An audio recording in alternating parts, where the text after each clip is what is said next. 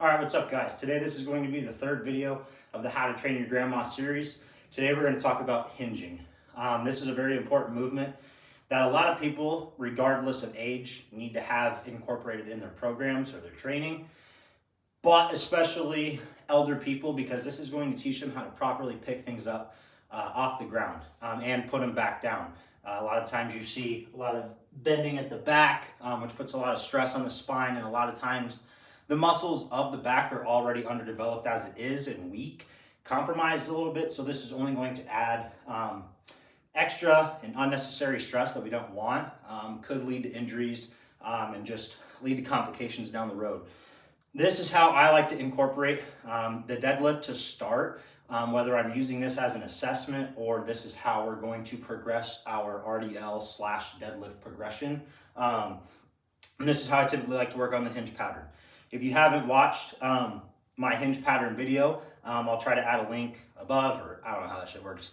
Maybe in the description, there will be a link that talks about how to teach people how to properly hinge, slight bend of the knee and pushing the hips back, bringing the chest down to the knees, not folding over at the upper to mid back and putting a lot of stress on the lower back. That is not what we want. This is a good starting point because it can be easily progressed or regressed in a very fast manner.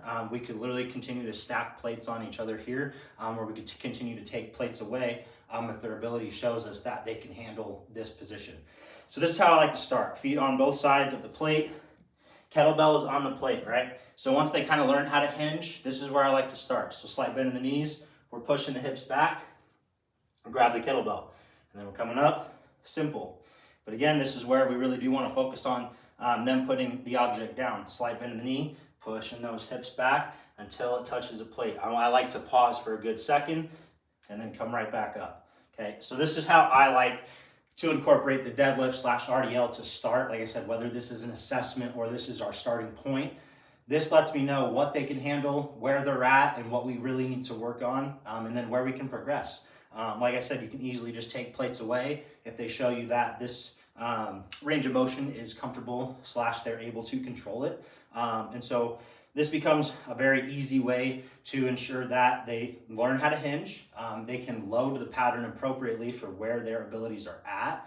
And then we can continue to make progress, get them more comfortable in the hinge position. And again, we're teaching them how to properly pick things up off the ground and set them back down, which is a hugely important task that they're going to be doing every day, whether they're picking up their shoes, grocery bags, they drop something on the ground, they need to be able to bend over, pick it up safely without compromising their lower backs.